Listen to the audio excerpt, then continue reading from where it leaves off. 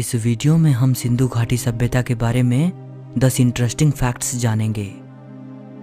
Number 1, Sindhu घाटी सभ्यता के बारे में सबसे ज़्यादा हैरानी की बात यह है कि 100 साल पहले किसी ने भी ये सोचा नहीं था कि अतीत में ऐसी कोई सभ्यता एग्जिस्ट भी करती थी। आखिर क्यों इतिहास ने इस प्राचीन सभ्यता को भुला दिया और क्या कारण है कि प्राचीन मिस्र और मेसोपोटामिया की सभ्यताओं की तरह हम सिंधु घाटी सभ्यता को याद नहीं रख पाए।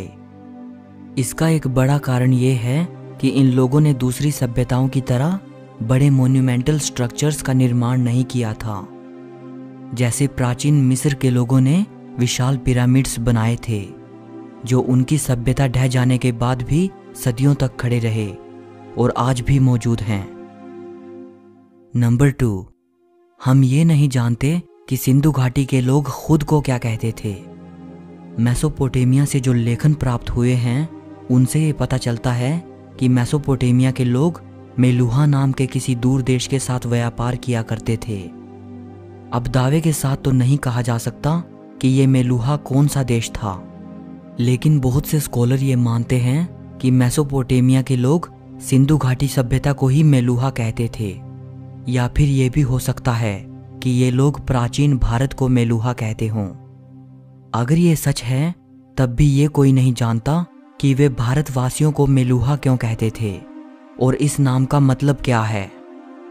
इस बात के बहुत से सबूत मिले हैं कि सिंधु घाटी और मेसोपोटामिया के बीच व्यापारिक संबंध थे। मेसोपोटामिया से सिंधु घाटी की मोहरें भी प्राप्त हुई हैं। सो ये पॉसिबल है कि मेसोपोटामिया के लोग जिस जगह को मेलुहा कहते थे वो सिंधु घाटी सभ्यता ही थी। नंबर 3, मोहेंजोदारो सिंधु घाटी सभ्यता का सबसे बड़ा शहर था। ये एक तरह का महानगर था। दिलचस्प बात यह है कि सिंधु घाटी मैदानों की सभ्यता थी, लेकिन पूरा मोहेंजोदारो छोटे मोटे टीलों पर बसा हुआ था। ये टीले कुदरत की देन नहीं थे, बल्कि कच्ची और पक्की ईंटों से जमीन की सतह को ऊपर उठाया गया था ताकि सिंधु नदी में अगर बाढ़ आ जाए तो शहर को बचाया जा सके। नंबर 4, मोहेंजोदारो सिंधी भाषा का शब्द है।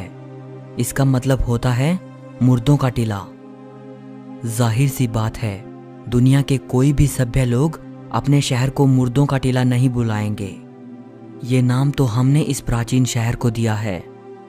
इस शहर का असली नाम क्या था ये तो हजारों साल पहले यहाँ रहने वाले लोग ही जानते थे। लेकिन अब आप सोच रहे होंगे कि इस शहर को मोहेंजोदारो नाम क्यों दिया गया। दरअसल 1922 में जब इस प्राचीन शहर की खोज हुई थी तब यह पता चला कि आसपास के लोग काफी लंबे अरसे से इस इलाके को मुर्दों का टीला कहते आ रहे थे। सो इसीलिए इस प्राचीन शहर को यही नाम दे दिया गया। नंबर 5, सिंधु घाटी सभ्यता के लोगों को लिखना भी आता था। खुदाई के दौरान जो चीजें मिली हैं उन पर एक तरह की लिपि बनी हुई है, लेकिन आज तक इस लिपि को पढ़ा नहीं जा सका है। इसका एक बड़ा कारण ये है कि हम ये नहीं जानते कि सिंधु सभ्यता के लोग आखिर कौन सी भाषा बोलते थे। लिंग्विस्टिक एक्सपर्ट्स सालों से कोशिश कर रहे हैं इस लिपि को समझने की। माना जाता है कि सिंधु घाटी सभ्यता उन पुरानी सभ्यताओं में से एक थी जिन्होंने राइटिंग सिस्टम का आविष्कार किया था। नंबर 6, खुदाई के दौरान 3000 से भी ज्यादा स्टोन टैबलेट्स मिली हैं। इन्हें सील्स या मोहरें कहा जाता है। इन सील्स पर जानवरों की आकृतियां बनी हुई हैं और देवताओं जैसी कोई छवियां बनी हुई हैं, और इन सील्स पर उस जमाने की लिपि में कुछ लिखा हुआ है।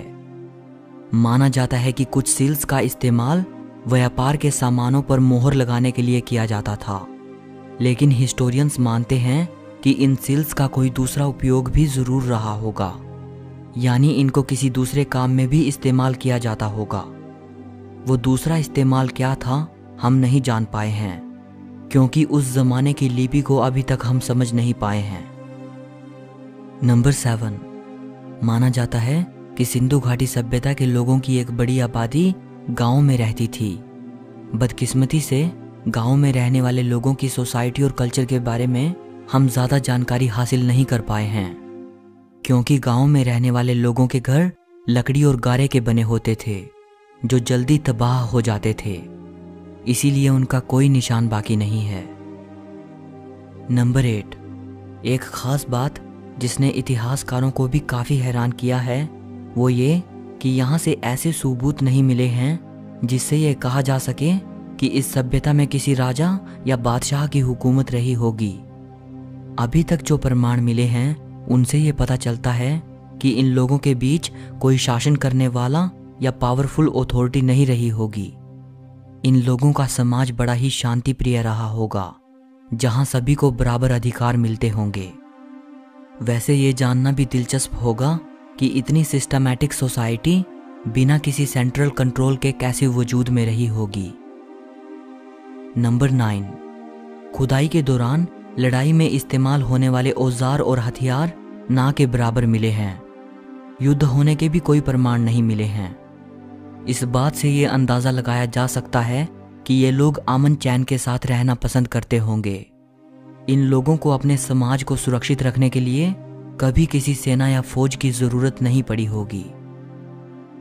नंबर 10, पहले ये माना जाता था कि सिंधु घाटी सभ्यता 5,500 साल पुरानी सभ्यता थी, लेकिन कुछ साल पहले आर्कियोलॉजिकल सर्वे ऑफ इंडिया को ऐसे एविडेंसेस मिले हैं जो ये बताते हैं कि इंडस वैली सिविलाइजेशन करीब 8,000 साल पुरानी सभ्यता थी।